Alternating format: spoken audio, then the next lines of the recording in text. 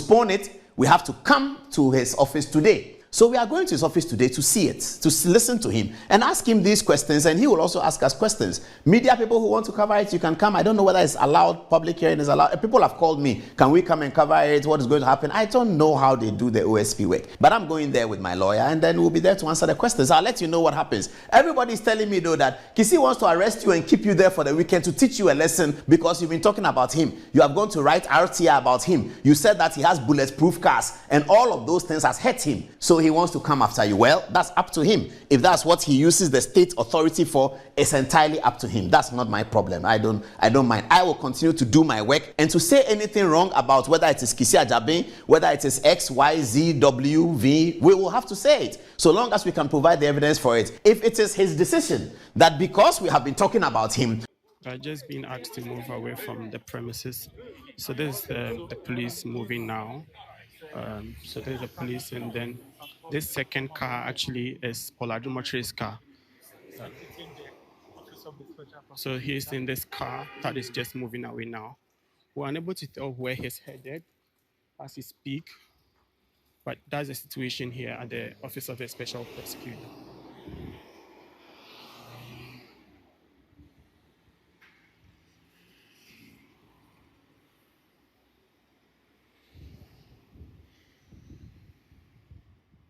So, as you are aware, we were invited, or the host, Paul Adumoche, was invited to the offices of the Special Prosecutor around Ridge, number 6 Haile Selassie Avenue, to come for questioning in relation to what was termed as corruption or corruption-related offences. No problem.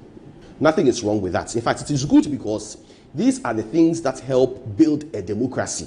That when things go wrong in society, or when there are allegations that things have gone wrong in society, law enforcement agencies make sure that the right thing is done and the right person is nabbed. Granted, that aside. So the lawyers for Paul Adumoche write to the Office of the Special Prosecutor and tell him that Thursday, which is today, would be unavailable. It will be relatively difficult for them to attend the meeting or investigation, the inquisition, whatever, however you may refer to it, on a Thursday. And so if possible, it should be shifted to Monday at 3 p.m. and then they would attend. It would interest you to note that less than an hour after the letter was dispatched to the offices of the OSP, the office lawyer, whoever, director of asset recovery management, wrote back and said that no, he must attend on Thursday, which is quite interesting because at any point in time, people are able to attend investigations. They tell the police, and we do it all the time. Police invite someone for investigations. Come and answer these questions. The person says that, oh, I have a funeral at Kwewu. Give me time and I'll come. And these are long-standing institutions. The police service has existed before independence. Yet these are the practices and procedures they follow. You say, no, he must come today. No problem. Granted, he comes today. You place him under arrest for corruption and corruption-related activities, conflict of interest, and breach of the public procurement laws. No problem. You conduct an interrogation into the activities, which quite frankly, even got at a point in time, got confrontational. But that's also aside. Now, at the end of everything, you then give him a form and say, you tell him that, oh, on this form, fill it. He fills, his name, the name of his mother, the name of his father, the name of his children, the name of his spouse, all the details around him, or about him. But in one section of the document, it is written there that he should declare landed properties he has. Properties in Ghana he has. He should write it there. The man says, well, I don't have any properties in Ghana. And so he says, NA, non-applicable. No problem. So there's a hearty conversation, cordial. We are discussing. In fact, some of the officers start telling that, oh, if that's the case, you may have to start coming once every week, discussing what is going to happen subsequently. And Paul was open to it because he's here. Everybody knows where he stays. In fact, he has been open about his residence, that he stays somewhere at Teshi. Everybody knows this edifice. This is not somebody who is going to run away. No problem. That is granted. So they take this paper, this form, this sheet, go inside, and then come back. And in coming back, tell us or say that these are the bail conditions. 2 landed properties. When we say landed properties, land or house. 2 of them in the name of the accused when this person had just told you that he doesn't have any property in his name. So now you say that he must provide landed property in order to meet bail conditions. And then there's also another bail condition of 2 persons, 1 public officer, not less than the rank of a principal officer. No problem, he's ready to satisfy the bail conditions. So we make the discussion that, he then tells the officer that, he just told you, I do not own any landed property in Ghana. So if I do not own any landed property anywhere, I don't have land anywhere in my name, I don't own anything like that. So how far now? Let's talk about it and see if the bail conditions can be reviewed. You then go, the officers then go, it comes back and says that, no, the bail conditions must be satisfied. So I ask the question that's here, and let us all answer it. Assuming your brother is arrested and goes before the police station, the police service, and the police tell him that he must bring his land documents, he must have land, he must bring his land documents, and he says he doesn't have any. Is it justified for him to be behind bars? Is that the basis?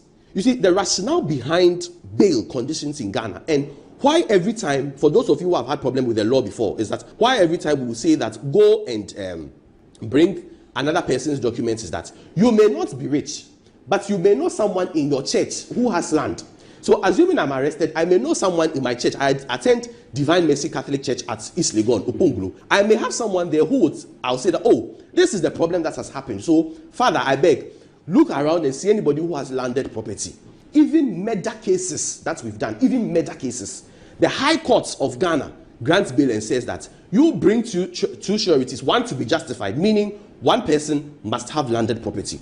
It means that if someone is poor and does not have property or is not rich, the person is given the opportunity to bring somebody with metal or with wealth or opportunity, or who has the means to stand as surety for the person who is accused. But if you tell somebody who is accused, who you have the power to throw behind bars, that he should bring land documents, he's told you that I have no land documents. I have no land. I have not purchased, because the land even which he lives is in his mother's name. You say that that's the basis for which somebody has failed to meet bail conditions and so he should be thrown behind bars. Another accused person, also the same thing. He doesn't have landed property in his name, so he should be put behind bars. I mean, it's quite frankly bizarre.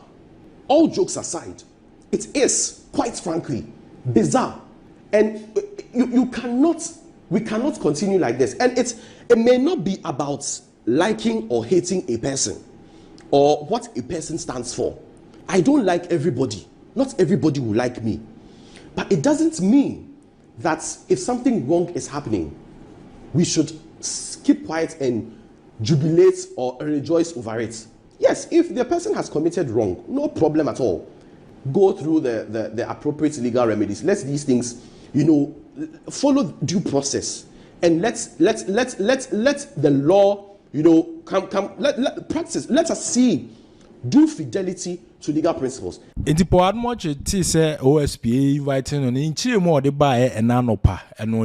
So what is the story about? What is the whole brouhaha story about? So in his letter, in the letter of the OSP, he says that the original letter, he says that he's investigating some revenue assurance, something like that. Okay. In my interviews, I wondered why a board chairman is connected with something that has to do with procurement and all that, because under the Procurement Act, board chairman is not a part of it. The Procurement Act doesn't mention a board chairman anywhere. But anyway, this is Kisi Ajabi and the OSP, so no problem. All right. So he says he's investigating something related to revenue assurance audit service of a contract between some company, Evertex.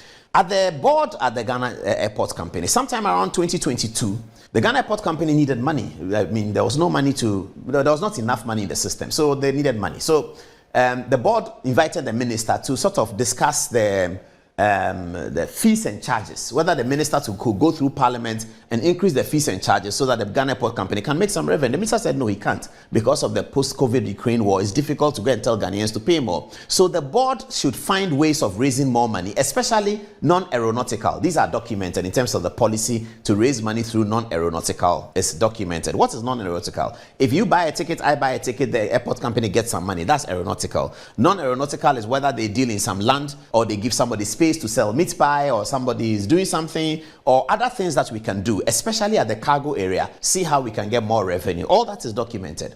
So so we were looking for people who can help us in different ways to raise non-aeronautical revenue for the airport, because we're not going to get the fees and charges, because the government policy is that you can't do fees and charges at this time post Russia-Ukraine war. So somebody contacted the board and said that, look, you guys are losing money at cargo, and I can do it. My company can do it. So we said, okay, come to the board and come and do a presentation, which is very normal, very, very normal.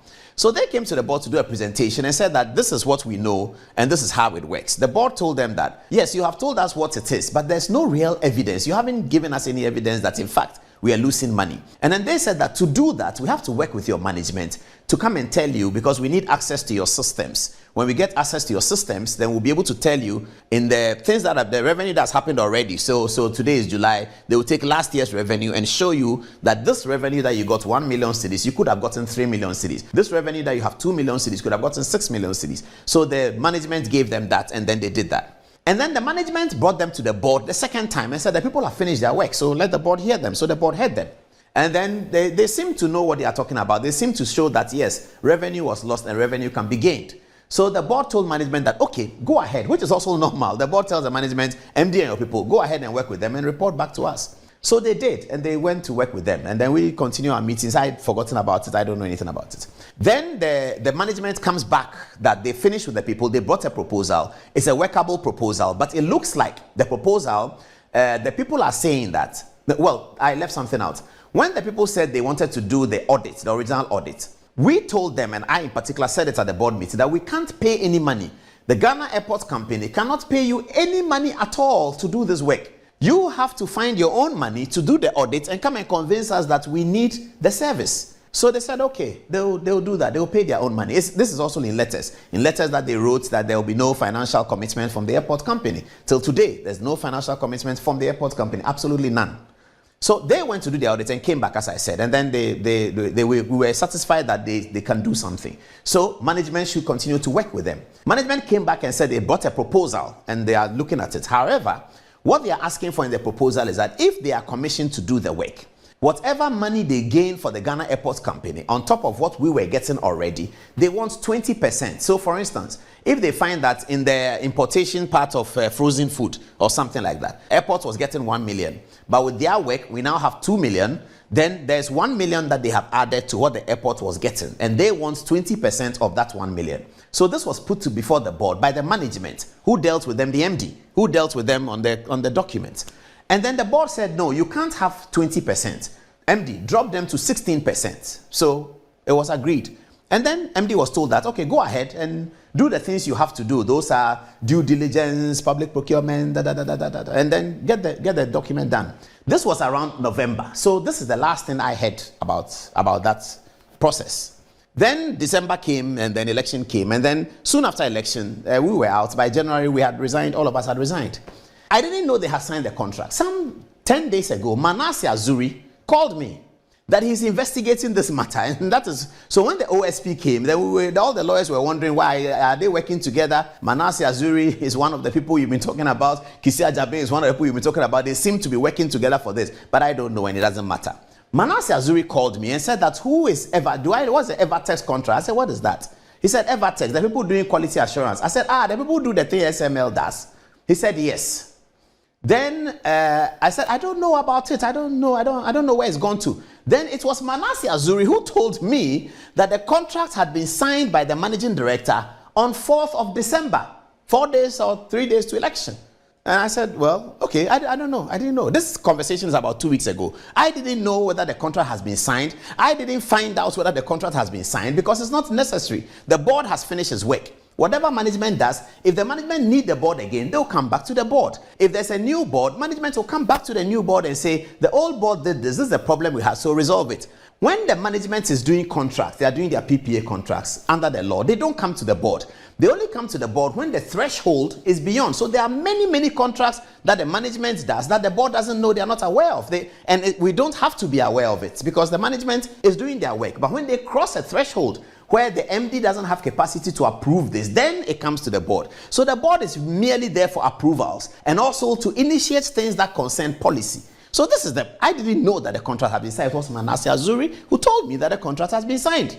Okay, so the contract was signed, and now the Kisi Ajabe and the OSP are calling people at the airport campaign. We've heard all kinds of things, telling them that did board chairman tell you to do this? Are you sure it's not board chairman who told you to do this? Very bizarre interviews that they've had over this matter. Everybody goes and they tell them, did you know the board chairman? Did the board chairman tell you to do that? And they come out telling their lawyers that, we don't understand. Why are they talking about board chairman? They've had conversations with the managing director. They've had conversations with most of the managers. They've seen the board minutes. Manasseh Azuri has seen the board minutes. Letters that have been written about this issue from the company to the management. It is Manasseh Azuri who tells me. And he sends me texts all the time. Those of you who saw me on YouTube, you heard me say that I've maybe sent him texts. Manasseh has sent me several questions. I've answered some. I'm still in the process of answering some. But now that the OSP seems to be looking at the same thing, then I'm assuming that perhaps they are working together, which is fine. There's no problem. They need to investigate. But public procurement matters have nothing to do with the board chairman. And I don't have any interest in any of the companies who came there. I don't know who they are. I don't know who is their friend, where they came from. But anyway, the OSP insists that we have to come there today at 3 o'clock. Every lawyer is telling me, look, they want you to come at 3 o'clock and then they will detain you. They may arrest you. They will say, go and bring this. They will say bail. And one lawyer told me that how much is the money involved in that? I said, there's no money involved. There's absolutely no money involved in it. There's no money at all involved. Airport has not paid a single money to anyone. Airport has not lost a single money. And the contract has been signed by the managing director. I asked Manasseh Azuri that, when you saw the contract, did you see my signature? Did I witness? He said, no. I said, but if the managing director has signed the contract, the managing director has signed so many contracts with so many people that the board will not know about because it is within her threshold and that of management to do. So that's why I told CTFM and Joy, this is a pure witch hunt from Kisi Ajabe. But anyway, all I wanted viewers to know is that this is the story. And also Facebook people. So people want to know what happened. Kisi Ajabe says we cannot postpone it. We have to come to his office today. So we are going to his office today to see it, to listen to him and ask him these questions, and he will also ask us questions. Media people who want to cover it, you can come. I don't know whether it's allowed, public hearing is allowed. People have called me, can we come and cover it? What is going to happen? I don't know how they do the OSP work, but I'm going there with my lawyer and then we'll be there to answer the questions. I'll let you know what happens. Everybody's telling me though that Kisi wants to arrest you and keep you there for the weekend to teach you a lesson because you've been talking about him. You have gone to write RTI about him. You said that he has bulletproof cars and all of those things has hurt him. So he wants to come after you. Well, that's up to him. If that's what he uses the state authority for, it's entirely up to him. That's not my problem. I don't mind. I will continue to do my work, and to say anything wrong about whether it is Kisi Ajabe, whether it is X, Y, Z, W, V, we will have to say it, so long as we can provide the evidence for it. If it is his decision that because we have been talking about him, where there's no concern about board chairman, he will call people and ask them that, say that board chairman did this, say that board chairman, we want you to say that board chairman, we want you to say that, all that gamut of information that all the lawyers are telling me about, I don't know, the lawyers are telling me about it, that this is what is happening, because some of those lawyers have gone there with their clients and they tell me that they are saying, what did board chairman do? What did they tell us about this? Is the questions that the OSP wants to know. It's entirely up to you, Kisi Ajabe. It's entirely up to you. So 3 o'clock, we will be there, and hopefully we'll be back, and then we'll report to you what happened. This is what we wanted to do, just to tell you, so that people don't have blank mind and they don't understand what is happening. They think something really wrong has happened.